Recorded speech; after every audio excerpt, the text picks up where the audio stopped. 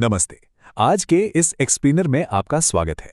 देखिए, एक कड़वा सच है जिसे हमें शुरुआत में ही मान लेना चाहिए। कोई भी देश ना रातों रात परफेक्ट नहीं बन जाता, उसे परफेक्ट बनाना पड़ता है। अगर हमें एक वर्ल्ड क्लास देश बनाना है तो सिर्फ अपनी तारीफें करते रहने से काम नहीं चलेगा, राइट? हमें दुनिया भर के बेहतरीन ब्लूप्रिंट से सीखना होगा। और आज के इस विश्लेषण में हम बिल्कुल यही डिकोड करने वाले हैं। हम उन बुनियादी समस्याओं की जड़ तक जाएंगे जो हमारे शहरों को पीछे खींच रही हैं। और सबसे जरूरी बात, हम उन असली सॉल्यूशंस पर बात करेंगे जो ग्राउंड पर काम करते हैं। तो चलिए सीधे सवाल पर आते हैं। क्या परफेक्ट शहर अपने आप बन जाते हैं या उन्हें बाकायदा प्लान करना पड़ता है? अब ये एक ऐसा सवाल है ना जो हमारा पूरा नजरिया बदल सकता है। हम अक्सर चाय की टपरी पर बैठकर बस समस्याओं की शिकायत करते रहते हैं, लेकिन क्या हम कभी उनके इंजीनियरिंग सॉल्यूशंस के बारे में सोचते हैं? तो चलिए आज इस पर गहराई से बात करते हैं। शिकायतें बहुत हो गईं, अब इस बात पर फोकस करते हैं कि एक बेहतरीन रहने लायक शहर को एक्टिवली कैसे डिजाइन किया जा सकता है। आज के हमारे इस पूरे एक्सप्लेनर का रोड मैप कुछ इस तरह रहेगा। पहला, अर्बन क्राइसिस का खुलासा। दूसरा, पर्यावरण के खतरों से निपटना।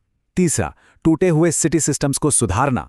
चौथा, नागरिक विश्वास की बहाली। और पांचवा, नागरिक कार्रवाई के लिए ब्लूप्रिंट। तो चलिए देखते हैं कि कैसे हमारे शहरों की 10 अलग-अलग समस्याएं इन 5 स्पष्ट हिस्सों में सिमट जाती हैं। भाग 1, अर्बन क्राइसिस का खुलासा।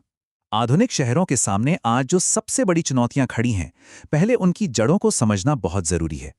हमारे सोर्स मटेरियल में 10 अलग-अलग समस्याओं का जिक्र है, लेकिन अगर आप ध्यान से देखें तो ये सारी दिक्कतें बड़े ही सलीके से इन 3 मुख्य स्ट्रक्चरल क्राइसिस में फिट हो जाती हैं। और ये वो 3 सबसे अर्जेंट समस्याएं हैं जिनका सामना हम और आप हर रोज करते हैं, चाहे वो हमारे फेफड़ों में जाने वाली हवा हो, रोज का थका देने वाला ट्रैफिक हो, या फिर हमारी प्लेट में रखा खाना हो। हर जगह लगता है जैसे पूरा सिस्टम ही काम नहीं कर रहा है। भाग 2, पर्यावरण के खतरों से निपटना। आइए आगे बढ़ते हैं और देखते हैं कि ये चीजें कैसे आपस में जुड़ी हैं। क्योंकि जब हम पर्यावरण की बात करते हैं ना, तो स्थिति सचमुच बहुत ज्यादा गंभीर है। अब जरा इस डेटा को देखिए, ये बहुत ही क्लियर पिक्चर दिखाता है। एक तरफ 1 जनवरी को मुंबई का एयर क्वालिटी इंडेक्स 150 को पार कर गया था, और वो भी तब जब सुबह अच्छी खासी बारिश हुई थी।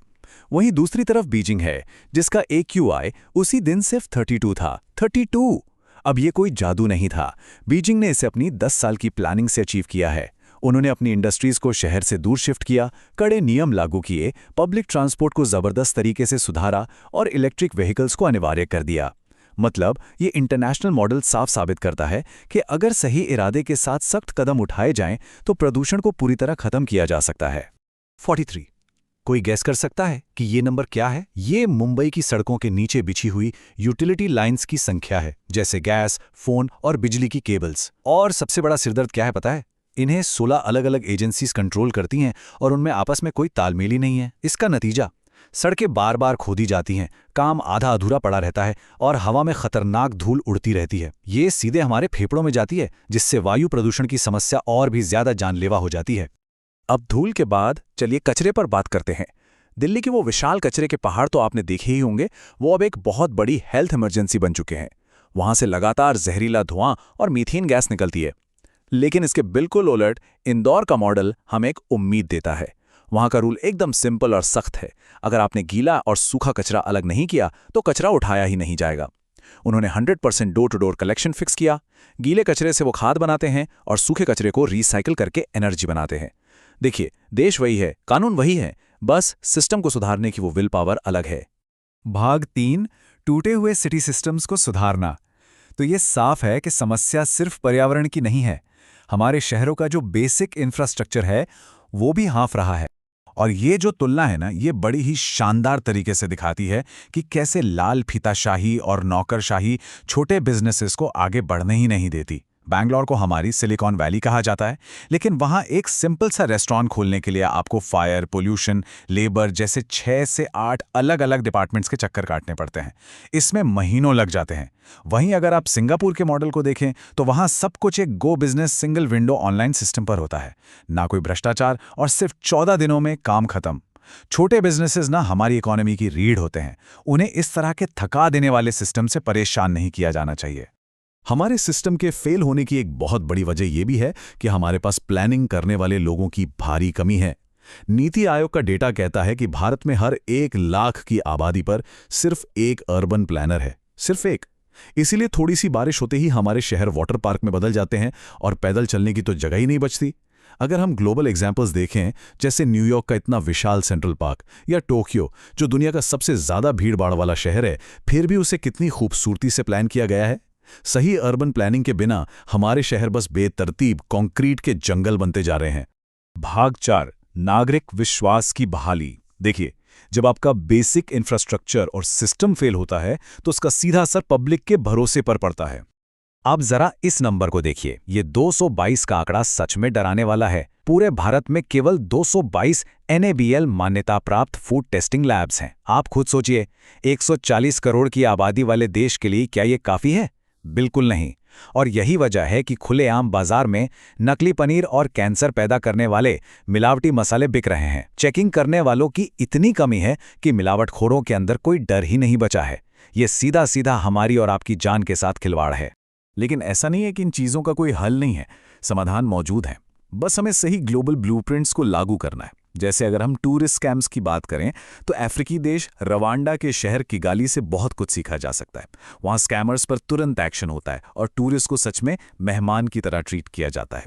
इसी तरह साइबर फ्रॉड और वायु प्रदूषण जैसी जटिल समस्याओं के लिए भी नेशनल और इंटरनेशनल लेवल पर प्रूवन सिस्टम्स मौजूद हैं। ज़रूरत बस इस बात की है कि इन रूल्स को सख्ती से एनफोर्स किया जाए। और जब बात रूल्स फॉलो करने की आती है ना, तो ये पॉलिटिकल होर्डिंग्स एक बहुत ही दिलचस्प पॉइंट उठाते हैं। आप अपने शहर में कहीं भी चले जाइए, ये होर्डिंग्स आपको हर जगह मिल जाएंगे। ये सिर्फ विजुअल पोल्यूशन नहीं है, बल्कि ये ट्रैफिक सिग्नल्स को छिपा देते हैं, जिससे सड़कें खतरनाक हो जाती हैं। लेकिन इसका सबसे बुरा असर साइकोलॉजिकल है। जब पावरफुल लोग बिना परमिशन के बैनर लगाते हैं और उन पर कोई एक्शन नहीं होता, तो आम जनता में ये मैसेज जाता है कि अरे, नियम तोड़ना तो नॉर्मल है। और इसी चलता है एटीट्यूड की वजह से लोग ट्रैफिक रूल्स या कचरा अलग करने जैसे छोटे नियमों को भी सीरियसली नहीं लेते। भाग 5, नागरिक कार्रवाई के लिए ब्लूप्रिंट। तो चलिए, सिस्टम और सरकारों की जिम्मेदारी तो अपनी जगह है, लेकिन हम हमेशा हाथ पर हाथ धरे नहीं बैठ सकते। बदलाव की शुरुआत हमारे अपने घर से भी होनी चाहिए। शहरी प्रदूषण को कम करने के लिए हम सभी आज से ही ये 3 बहुत ही असरदार आदतें अपना सकते हैं। चलिए इसे एक चेकलिस्ट की तरह देखते हैं। पहला, कचरे को सोर्स पर यानी अपने घर के डस्टबिन में ही गीले और सूखे में अलग करना शुरू करें। दूसरा, अपनी बालकनी या छत पर एक छोटा सा होम कॉम्पोस्टिंग सिस्टम शुरू करें। इससे आपका गीला कचरा बेहतरीन खाद बन जाएगा। और तीसरा, धूल उड़ने से रोकने के लिए अपने आसपास बोगनविलिया जैसे पौधे लगाएं। ये देखने में भी सुंदर होते हैं और इन्हें ज्यादा पानी या मेंटेनेंस की जरूरत भी नहीं होती। ये छोटे छोटे कदम मिलकर बहुत बड़ा इंपैक्ट डाल सकते हैं। एक और बहुत बड़ी समस्या जो आजकल हर दूसरे दिन सुनने में आती है, वो है साइबर धोखाधड़ी। खासकर ये जो डिजिटल अरेस्ट वाले स्कैम चल रहे हैं ना, उनमें लोगों की जीवन भर की कमाई लुट रही है। अगर आपके किसी जानने वाले के साथ ऐसा कुछ भी संदेहास्पद होता है, तो सबसे पहला और ज़रूरी डिजिटल टूल जो आपको याद रखना है वो है 1930। बिना 1 सेकंड की देरी किए नेशनल हेल्पलाइन 1930 पर कॉल करें। इसे अपने फ़ोन में सेव कर लें और अपने परिवार के हर सदस्य को इसके बारे में ज़रूर बताएं। तो इस पूरे एक्सप्लेनर का सबसे क्रूशल पॉइंट क्या है? वो ये है कि हम हमेशा ये मानकर नहीं बैठ सकते कि देश सुधारना किसी और की प्रॉब्लम है। हाँ, सरकार और अथॉरिटीज़ को अपना काम पूरी ईमानदारी से करना चाहिए, कोई डाउट नहीं है इसमें।